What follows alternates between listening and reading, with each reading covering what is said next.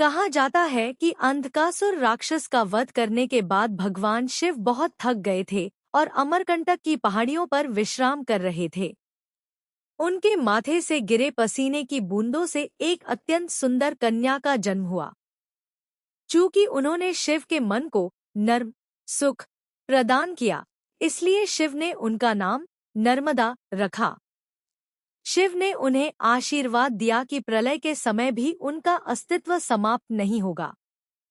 नर्मदा का विवाह सोनभद्र सोननद के साथ तय हुआ था।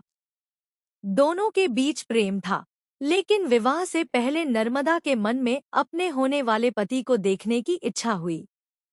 नर्मदा ने अपनी प्रिय सखी और दासी जुहिला को अपना संदेश और उपहार लेकर सोनभद्र के पास भेजा। साथ ही उन्होंने जुहिला को अपने आभूषण भी पहना दिए ताकि वह राजकुमारी जैसी लगे।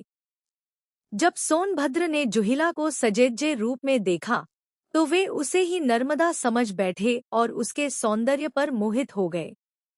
जुहिला के मन में भी पाप आ गया और उसने सोनभद्र को सच नहीं बताया।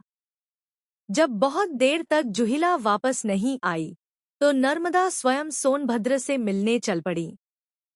वहां पहुंचकर उन्होंने देखा कि सोनभद्र और जुहिला एक दूसरे में मग्न हैं।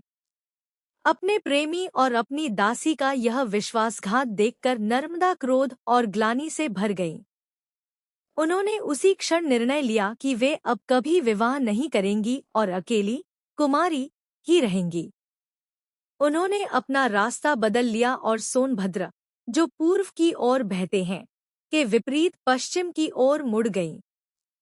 यही कारण है कि भारत की अधिकांश नदियां पूर्व की ओर बहती हैं, लेकिन नर्मदा पश्चिम की ओर बहती है। पौराणिक मान्यताओं में एक और चौंकाने वाली बात यह है कि गंगा में स्नान करने से जो पुण्य मिलता है वह नर्मदा के केवल दर्शन मात्र से मिल जाता है। कथाओं के अनुसार जब गंगा स्वयं पापियों के पाप धोकर काली हो जाती है तो वे एक काली गाय का रूप धरकर नर्मदा में स्नान करने आती हैं ताकि खुद को शुद्ध कर सकें। नर्मदा की कहानी एक ऐसी स्त्री की कहानी है जिसने धोखे के आगे झुकने के बजाय अपनी राह खुद चुनी। आज भी नर्मदा का उल्टा बहना उनके उसी स्वाभिमान और क्रोध का प्रतीक माना जाता है।